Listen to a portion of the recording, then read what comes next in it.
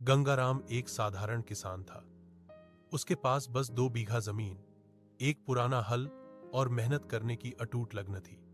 गरीबी उसके घर की पहचान बन चुकी थी, लेकिन उसके सपने हमेशा बड़े थे। वह रोज सुबह सूरज निकलने से पहले खेत पहुंच जाता और देर रात तक मेहनत करता। गांव के लोग अक्सर उससे कहते, इतनी छोटी जमीन से क्या होगा गंगाराम।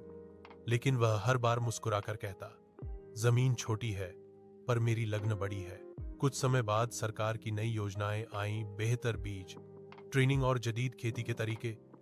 गंगाराम ने इन योजनाओं का पूरा फायदा उठाया। उसने ड्रिप इरिगेशन लगवाया, नई किस्म के बीज बोए और खेत में वैज्ञानिक तरीके से खाद और पानी देना शुरू किया। धीरे धीरे उसकी फसल गांव की बाकी फसलों से कहीं बेहतर होने लगी। पहली बार उसकी पैदावार इतनी अच्छी हुई कि उसकी फसल शहर की मंडी में ऊंचे दामों पर बिकी। पहली कमाई से उसने पुराने उपकरण बदले, दूसरी कमाई से जमीन बढ़ाई और अगले ही साल उसने ट्रैक्टर खरीद लिया। अब गांव वाले वही लोग जो पहले मजाक उड़ाते थे, उससे खेती के नए तरीके सीखने आने लगे।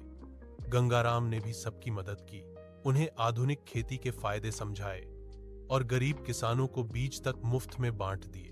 कुछ ही वर्षों में गंगाराम का नाम पूरे इलाके में प्रसिद्ध हो गया।